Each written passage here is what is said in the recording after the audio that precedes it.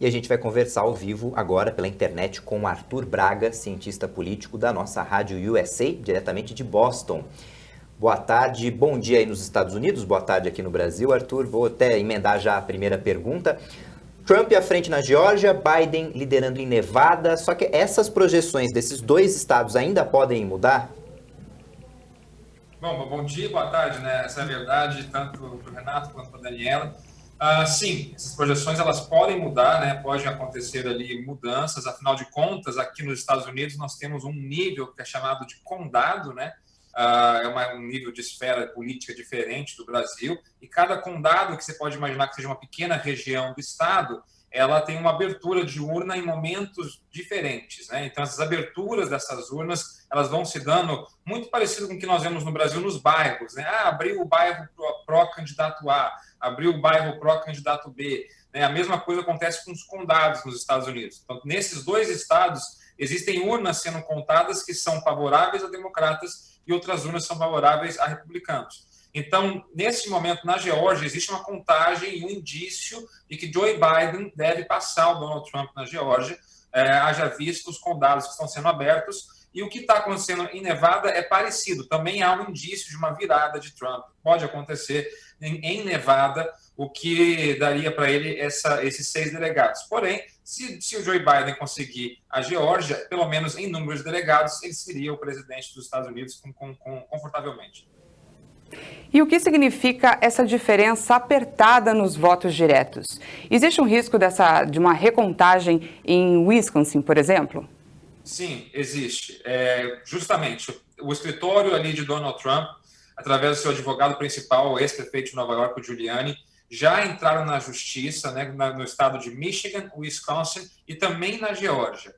Nesses 3 casos, eles até entraram na justiça, mas não puderam ser ainda apreciados os casos, porque tem que esperar o fechamento total das urnas, para ter ali ou uma definição da justiça ou um indeferimento para que vá a uma corte superior. Então, existia uma dúvida muito grande o que o Donald Trump faria, se ele iria direto para uma corte nacional ou se ele seguiria o rito, que é o rito tradicional, que é enviar justamente para as cortes estaduais e depois das cortes estaduais ir para a corte nacional. Então, ele está seguindo o rito correto, que é para os estados, e a lei desses 3 estados, a lei para os 3 estados é a seguinte: se a diferença de voto for menor do que 1% no proporcional, ele pode exigir legalmente uma recontagem dos votos. E aí muda-se o sistema, ele sai de pequenos centros de contagem e isso vai para um grande centro de contagem, onde os 2 partidos acompanham isso bem atentamente.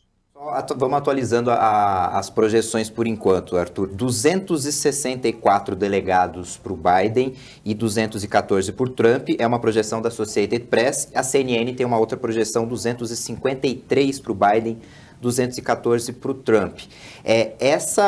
O Trump recorrendo na Suprema Corte. É possível que a Suprema Corte aceite a revisão? Existem indícios de fraude nesses votos? Aí você vai entrar numa questão mais, vamos dizer, opinativa, né? Antes da justiça tomar uma decisão a respeito disso. Agora, eu acompanho e estudo as eleições norte-americanas desde do começo delas e nunca aconteceu na história dos Estados Unidos, desde a reforma do sistema dos anos 70, principalmente também, de você parar uma contagem de votos, como aconteceu justamente na noite de terça para quarta-feira. Isso foi algo realmente nunca visto antes. 3 estados, né, Wisconsin, Michigan e Pensilvânia, pararam de contar votos. E naquele momento, Joe Biden fez um discurso dizendo que iriam fazer ali a vitória dessa eleição, e logo depois Donald Trump fez um discurso também, dizendo que iriam entrar na justiça para que os votos não fossem contados depois disso, com indícios de fraude. Qual seria esse indício? Justamente a paralisação ali desses votos. Então, existe precedente jurídico para isso. Vamos lembrar que em 2000 o George W. Bush também teve uma batalha jurídica grande contra o Al Gore e acabou se consagrando ali o presidente dos Estados Unidos. E agora, rapidamente, a Câmara, no momento, ela tem maioria democrata, 205 a 190. E no Senado tem um empate, 48 a 48. O que isso pode implicar, Arthur? Exatamente. Dependendo do que qual presidente for eleito, né, facilita para ele ou não uma relação de aprovações, tanto jurídicas quanto orçamentárias. Então, para o pessoal entender é o seguinte: você tem ali numa Câmara se ela for favorável ao presidente, uma maior facilidade de passar algumas leis e também, principalmente, o orçamento. Então, vamos supor que Joe Biden leve a eleição, você tem uma Câmara que é favorável a ele, facilita a governabilidade dele.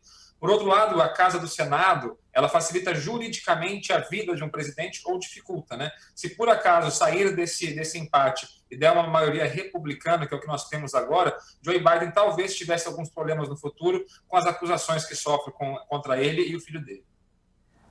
Arthur Braga, cientista político da nossa Rádio USA, muito obrigado pela entrevista. A gente continua acompanhando, claro, as eleições, a apuração nos Estados Unidos.